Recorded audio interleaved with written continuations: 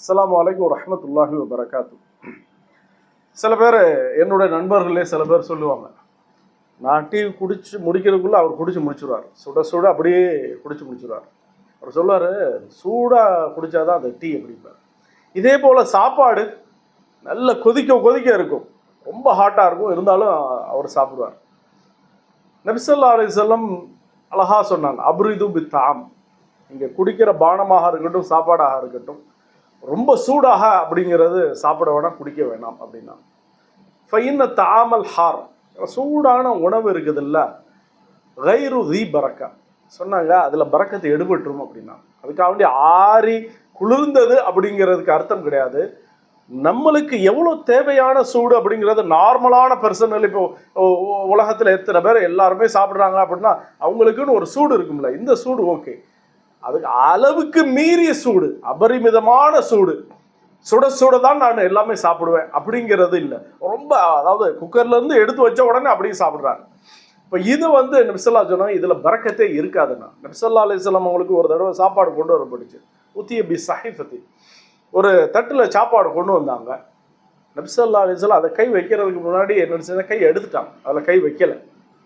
சொன்னாங்க, இந்த மாதிரி சாப்பாடுல பரக்கத்து இருக்காது அப்படின்னா. சொன்னாங்க, ஓரளவுக்காவது என்னென்ன சூடு கம்மியாக இருக்கணும், கொஞ்சம் ஆத்தி அல்லது என்ன சூடு அமர்த்தி அப்படிங்கிறது ரொம்ப தேவை அப்படின்னா. இதில் நிறைய ஹிக்மத்தும் இருக்குது, நிறைய சயின்ஸும் இருக்குது.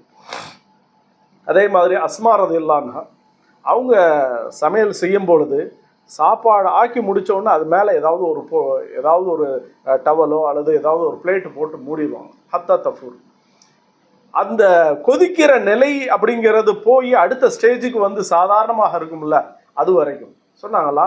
நான் நபி ஸல்லல்லாஹு அலைஹி வஸல்லம் அவங்கள்ட்ட கேட்டுக்கிறேன், ரொம்ப கொதி நிலையில் உள்ள சாப்பாடை சாப்பிட்றது இது பரக்கத்தே இல்லை அப்படின்னா.